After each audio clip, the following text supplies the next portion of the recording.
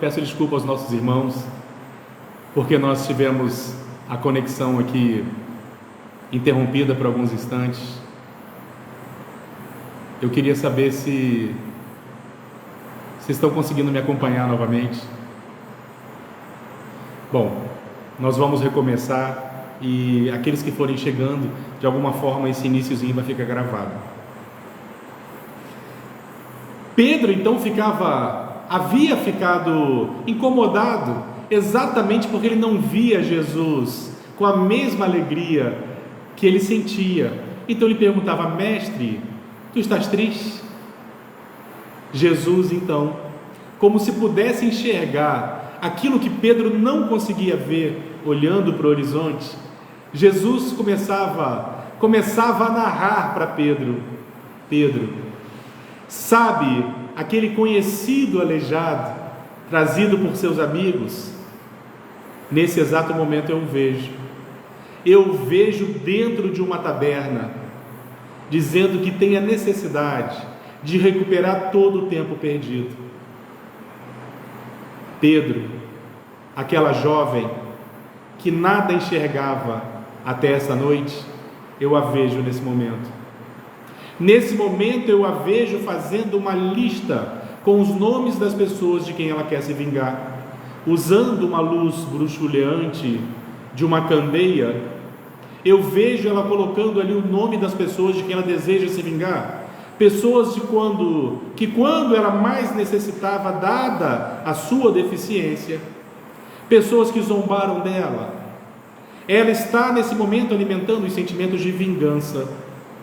E aquele homem que teve a pele lavada, que veio exatamente do vale dos imundos, nesse momento eu também o vejo. Eu vejo chantageando uma mulher em troca do seu sexo. Pedro fez silêncio. Pedro então teria percebido. Aquelas pessoas foram curadas do corpo, mas permaneciam enfermas na alma. O encontro com Jesus dava àquelas pessoas uma nova oportunidade. Jesus dava para aquelas pessoas uma nova oportunidade, um recomeço.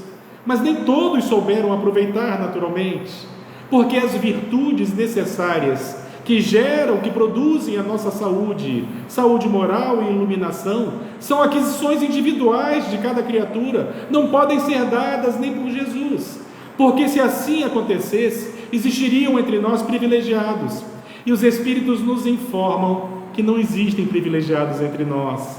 Jesus não tinha como dar virtudes para aquelas pessoas. O encontro com Jesus representava para aquelas pessoas uma nova chance, uma nova oportunidade. Jesus, aquele que é o governador espiritual do nosso planeta, o nosso rei solar, que diminuiu-se a ponto de transitar entre nós, deixando verdadeiramente pequenas pegadas na areia. Mesmo ele, até porque não teria nenhuma vantagem se assim acontecesse, mesmo ele não tem condições de obrigar ninguém à reforma íntima. Ele não dava virtudes a ninguém, porque são aquisições individuais nossas.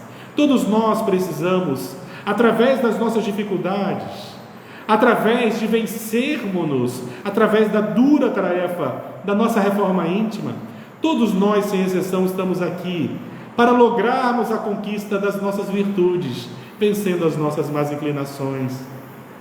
Jesus não podia dar isso para aquelas pessoas. Jesus nos ensinava o caminho, através dos seus exemplos, nos ensinava, exemplificava para nós o amor, a fraternidade, o perdão, a tolerância. Mas nós que deveríamos aprender a nos tolerarmos, nós que tínhamos necessidade dessas lições.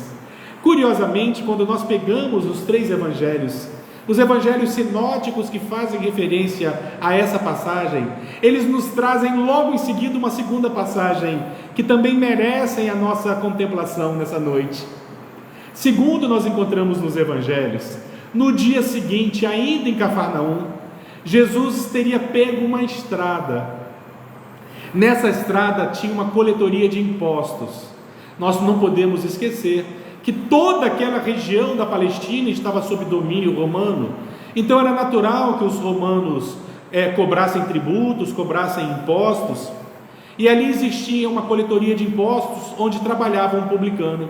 Os publicanos eram figuras detestadas pelos judeus, porque eram judeus que trabalhavam, que estavam a serviço dos romanos, que trabalhavam exatamente cobrando impostos. Jesus, ao passar pela coletoria de impostos, tem uma passagem tão curiosa que também merece a nossa contemplação. Existia lá um homem chamado Levi, ou Mateus, como nós encontramos nos evangelhos.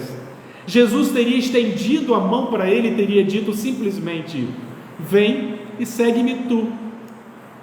Uma única frase, segundo o registro dos evangelhos, teria sido suficiente para que aquele homem abandonasse a coletoria de impostos e passasse a seguir Jesus.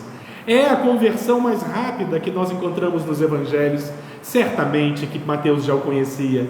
Talvez Mateus tivesse presenciado os acontecimentos na noite anterior em Cafarnaum. Talvez Mateus estivesse também naquela praia, quando Jesus teria ensinado a parábola do semeador. Talvez Mateus de alguma forma já tivesse conhecido a sua mensagem, mas naquele momento Jesus adentrava a coletoria de impostos e teria dito simplesmente: vem e me segue, vem e segue-me tu. E Mateus o teria seguido até os últimos instantes da sua vida. Entretanto, a alegria que Mateus sentiu foi tão grande, mas tão grande, que Mateus, que era um homem culto, que era um publicano, que era uma pessoa que tinha posses, ele resolveu dar uma festa exatamente para comemorar a sua conversão, logo no dia seguinte. Então Mateus teria feito uma ceia, um banquete, um almoço, e teria convidado os seus amigos mais próximos, queria falar da sua conversão, queria falar então da nova vida que ele havia escolhido. E foram para essa pequena reunião diversos publicanos, e Jesus teria se sentado à mesa com esses personagens, com esses publicanos, quando de repente, segundo registraram os evangelhos, diversos fariseus, esses personagens doutores da lei, começaram de longe a questionar: como pode esse mestre sentar-se à mesa junto com publicanos, com pecadores? Os publicanos eram verdadeiramente detestados pelos judeus. Como pode esse mestre sentar-se à mesa junto com os publicanos e pecadores? Jesus, como se de alguma forma pudesse ouvir aquilo que aqueles personagens que não estavam participando da ceia, aquilo que aqueles personagens diziam, Jesus teria dito algo para que eles pudessem ouvir. Jesus teria nos dito: eu não vim para os sãos, eu não vim para os sãos, eu vim para os enfermos, eu vim para os doentes, eu vim para os pecadores.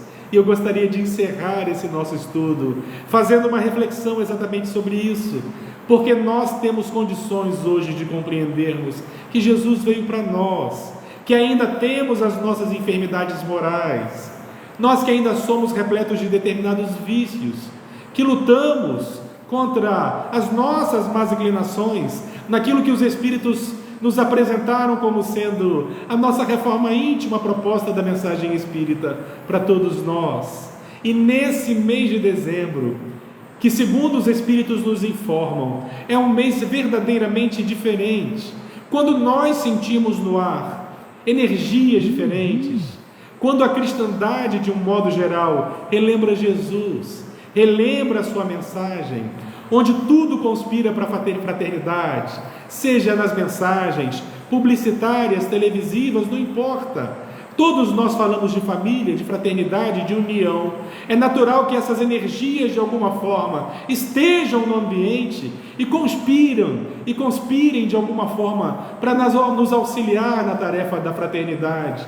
Embora todos nós saibamos que o Natal, o dia 25 de dezembro, a noite de Natal, essa data, ela tenha sido uma escolha, ela tenha sido uma criação nossa, porque nós sabemos que Jesus não teria nascido no dia 25 de dezembro, mas espíritas que somos, Sabemos que na ausência de uma outra data, podemos comemorar o seu nascimento nessa data mesmo. O ideal seria que o nascimento de Jesus fosse uma constante em nossas vidas, não apenas numa única data eleita por nós, mas em todos os dias de nossas vidas. Entretanto, como nós não temos condições ainda de comemorarmos o nascimento de Jesus em nossos corações todos os dias, que seja então no dia 25 de dezembro. E eu gostaria aqui de fazer uma proposta para todos nós que vivemos tempos tão difíceis, estamos vivendo tempos de desânimo, de muita ansiedade, que nós possamos aproveitar esses dias, esse mês em especial, para, quem sabe, perdoarmos aquelas pessoas com quem nós ainda temos alguma dificuldade. Vamos aproveitar essa data para nós falarmos com aquelas pessoas com quem nós temos dificuldade de relacionamento e sabemos que temos, porque somos ainda pessoas muito difíceis. Vamos nos fazer esse desafio, que esse Natal seja o momento da nossa transformação. Vamos aproveitar esse momento, esse mês, onde tudo conspira para que nós possamos nos tornar mais fraternos, ou para que nós possamos verdadeiramente vencermos-nos. Algumas pessoas dirão: ah não, Guilherme, eu estarei sendo falso. Se eu me forçar a agir dessa forma, eu não estarei sendo sincero. Ah, meus irmãos, são manifestações do nosso ego. Lembremos de Francisco de Assis. Num dos seus textos ele diz algo mais ou menos assim: no começo, façamos por obrigação.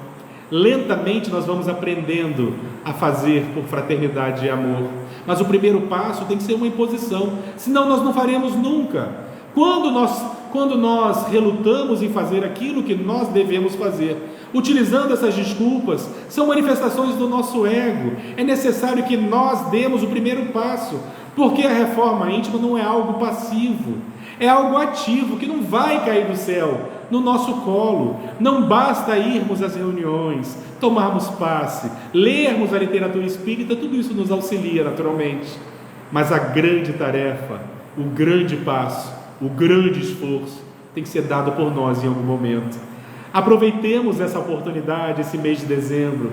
Nós estamos ainda no início de dezembro, no dia 2, mas já sentimos de alguma forma as influências dessa data tão especial para todos nós. Apesar dos dias difíceis que todos nós enfrentamos, de incertezas, vamos nos fortalecer na fé e vamos eleger esse mês para que nós possamos fazer aquilo que todos nós precisamos fazer em nossas vidas. Meus irmãos, que a paz de Jesus permaneça entre nós, e eu gostaria de convidá-los a todos, que nós possamos orar em agradecimento mais uma vez, por toda essa luz que nos envolve, que eu tenho certeza que estará em todos os lares.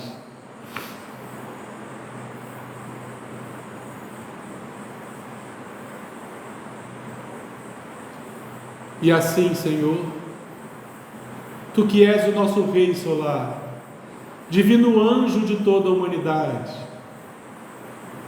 Te agradecemos por todas as oportunidades que temos, porque sabemos, Senhor, que nesse educandário onde fomos recebidos por Ti, recebemos aqui tudo aquilo do qual nós necessitamos para o nosso progresso, para o nosso burilamento, para que nós possamos criar em nós as asas, romper esses grilhões que nós mesmos construímos, alçarmos voos, que nós possamos vencermos-nos, Senhor, com Teu auxílio, com toda a Sua luz, que se derrama diariamente em nossos corações, fortalecendo-nos, Senhor. Te pedimos pelos nossos lares, por aqueles a quem amamos, por aqueles em quem nós mentalizamos nesses instantes, que não estão conosco, amigos, familiares, aqueles que sabemos necessitam de Ti, divino guia de toda a humanidade, divino anjo de todos nós. Cobre-nos, Senhor, com toda a Tua luz, e assim primeiramente em nome de Deus nosso Pai, em Teu nome, Jesus, e em nome de todos os nossos amigos espirituais, nós possamos encerrar o nosso pequeno estudo dessa noite. Obrigado por tudo, Senhor. Obrigado, meus irmãos. Boa noite a todos.